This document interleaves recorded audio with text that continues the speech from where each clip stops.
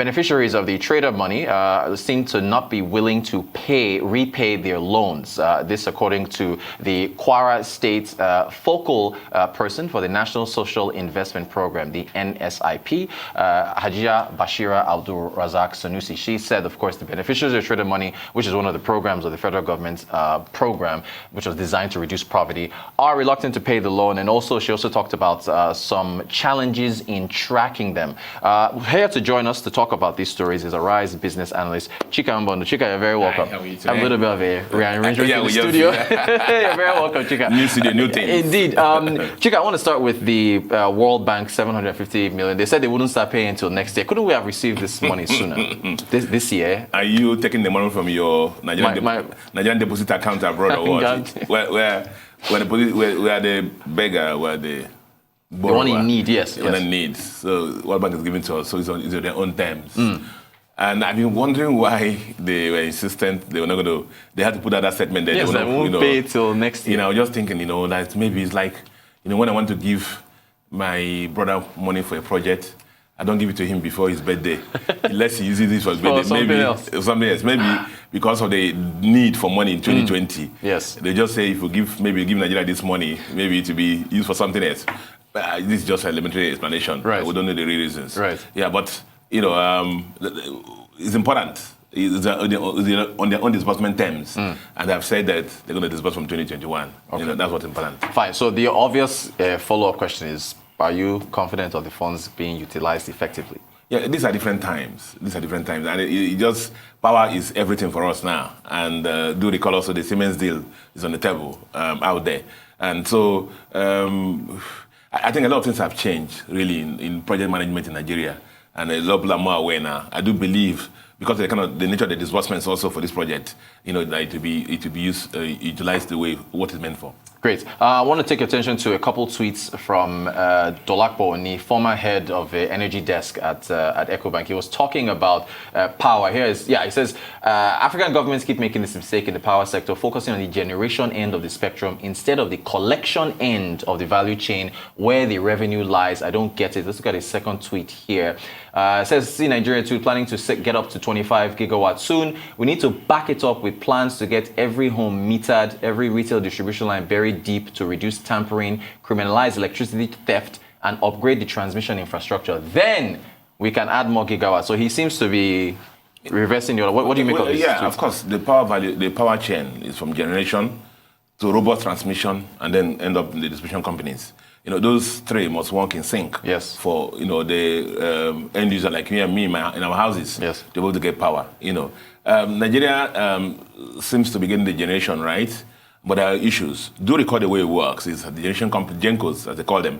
NBET, Nigerian Bulk Electricity Trading Company PLC, yes, buys up all the power that the GENCOs get, and with guarantees, and then settles their debts owed to CBN, and then transmission companies, and then up to DISCOs. Now, the World Bank loan is actually focusing a lot on NBET to make sure that the payments made for power gotten from the GENCOs is yes, properly settled, and the CBN loans are also properly settled to provide the liquidity in the system. Now, he's right in his tweet. Generation is important. But also more important is the fact that it goes through the transmission, which is the weak link in Nigeria, and a lot of investments have been made in that sector now, and then of course the distribution companies. Do recall also that the Siemens deal has three phases. The first phase is the one that talked about quick wins. Yes. What we have now? How do we move from 5,000 to 7,000 megawatts? And then the phase two talks about how do we stretch out, because our generation capacity now is about 11,000 megawatts. Yes. How do we maximize, draw from that 11,000 megawatts? And of course, the phase three is this issue of moving to 25,000 megawatts in a year. So it all works. But I believe that the Siemens deal has also addressed the gaps in the system, and all these are working in sync together. Great. I remember we actually talked about the news that the government was going to suspend the levy on the inputs. That's imports. The import duties on meters.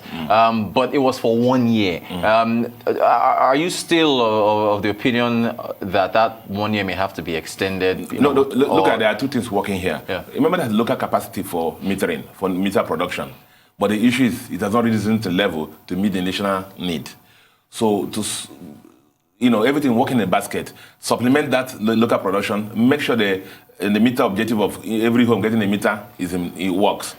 And then giving the local manufacturers the gap, the help also they require, yes. so that within 1 year they can build up the capacity required to meet the needs. So if you extend already the duty waiver, yes. the local manufacturers of meter are already complaining about that. So if you stretch it to 2 years, it's going to get worse. They are saying that instead of doing that, give us the support we require to expand our capacity that will enable us producing these meters, and so to stop the importation of meters from abroad. So that's basically what the issue is, that it can extend the time.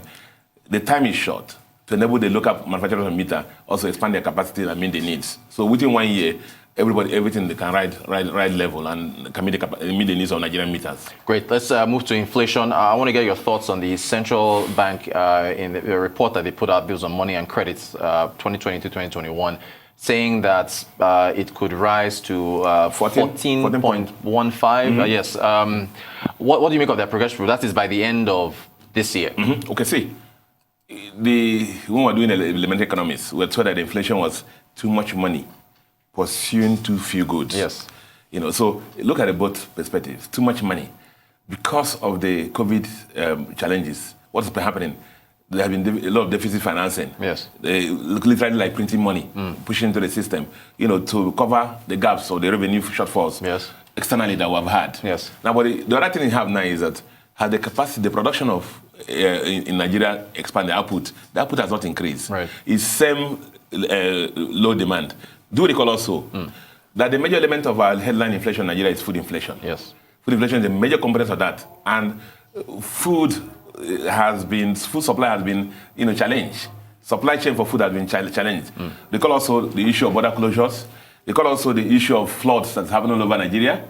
And where we are now is like planting season. Right. So those are the challenges that face the output of food.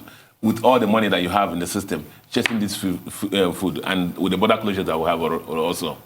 Thank you. Speaking of the border closures, the president has emphasized that we should produce what we eat, but at the same time, inflation again is at 12.82% for July. We should be expecting new figures.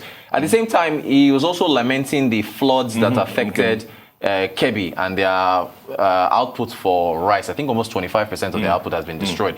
So, can you balance both of those views together? Because won't that push, food inflation up further? Yeah. It will push food inflation higher because supply will reduce against the effective demand that we have. It's going to cause that. I keep saying one thing about border closure that we ignore. It's as if when they say border is open, people just be driving through the border. Right. I keep asking, what's the role of our custom in this respect? Nobody seems to talk about it because if we have effective borders means that the custom people do their work to reduce smuggling. Yes. And then the other element of preventing smuggling is the right pricing that we're having in Nigeria now. Because one of the major elements of smuggling in Nigeria across our own border, that's Nigeria going is fuel. Yes. And as fuel prices again adjusted, that will limited. You do recall that the report said that Benin Republic is the largest importer of rice in the world now. Right. Also with chicken, Yes. And most of these things, the Benin Republic population, how do these things still get into Nigeria? Right. Despite the border closures. So those are fundamental issues. I agree with you. With the floods we have in Kebbi and all those farming areas, the harvest has been wiped away. Some say 25% or more. It's going to affect output, and then of course it's going to exacerbate inflation. Thank you for that, Chika. Quickly, trader money. What's being said here with regards to them not wanting to pay back, and can this affect future programs of this nature? Yeah, but the issue is that who is surprised? I don't wonder. Are you surprised that because of the way it was disbursed and the circumstances under it was disbursed, and when it was disbursed, people thought it was like a lot of people thought it was actually one of the national cakes, and so they didn't see the need to repair. Yeah, of course, it's going to affect things like that going forward. 10,000 naira per trader, you would have repaired so that other people can benefit from it. Yeah. And it's going to affect other programs. But we knew some of us knew that we're going to have problem of collection. And, you know, if it's a bank now, it's like non-performing loans. Yeah, thank you. So can we use that metric? We can use that metric of the non-performing loans to review this. It's like non-performing loans because what we read there is, first of all, some of them, they don't have records. Yes, You know, yes. records. But I mean, I question that because they were supposed to have BVN, you know, before the disbursements. Whether they were just handing out the cash in the market. Right. But people were supposed to be passing through their accounts. But if they were handing out cash, you know, that means they wouldn't have any records at all. And that means they were giving it to our cooperatives in the market, and the collection will be a big problem. But aren't cooperatives, since cooperatives are the ones that gather all of them, they are responsible for, like you and I, everybody in the studio can be member of one cooperative. The cooperative will have our data. Aren't they supposed to be able to Let me tell you, the issue is the mentality. Uh-huh. The mentality is this, that we think it's a national cake. National cake. Right. I told you the circumstance when it was given. Right. Remember, it was like a lot of times we're during campaigns and election periods. Right. So people thought, a lot of people had the mentality that this is part of their national cake. After all, it's 10,000 and how much is it? So that's basically the mentality. The first element to repaying a loan is your mentality, that you know it's borrowed money. Right. And I'm going to use it judiciously and then pay back the principal and the interest. That's basically the mentality of repaying a loan. And if the borrowers, these market people, don't have the mentality, it's difficult to collect the money from them. Okay, but one shouldn't try to use this to be worried about other more structured, like the Anchor Borrowers Program and other intervention funds. Those are through the CBN and banks. So. There are some homings also on the Anchor Borrowers Program, because we had some time. I think one of the other members of our Cotton Association president had talked about it and said the collection has been very poor, especially during this COVID period. Yes. So, but CBN has not come out to come and tell us what is happening there. So maybe initial transparency also, CBN should come and let us know how much of the Anchor Borrowers' money has been repaid, you know, vis-a-vis how much was disbursed. But we don't have those records to make that kind of comment. Fine. So does that now mean that if for the future, when you're trying to set up these programs, you just do it through the banks? Because that way the banks will ensure that... Let's put it this way. I am aware that the first round of Anchor Borrowers program, CBN did directly, and it didn't work very well. So the second offerings, I mean, they've been working it through banks, so that banks carry the risk and then know the customers and collect all the information required, even though CBN provides the liquidity and lower interest rate. We only have about 60 seconds left, Chika. BVN, we're still in about 38 or almost 40 million. Is there still a challenge in trying to get BVN out to the rural areas? So all these subsistence farmers and so on, traders, and is that still a challenge? Again, everything ties into financial inclusion. You know, the issue of do you have the banks very close to these individuals? And that's basically what it is. And when you have these payment service banks and the fintechs, they will help in the financial inclusion. Arise business analyst Chika Mbono, thank you so much for taking us through those headlines. We appreciate your insight. You're watching the Global Business Report here on Arise News.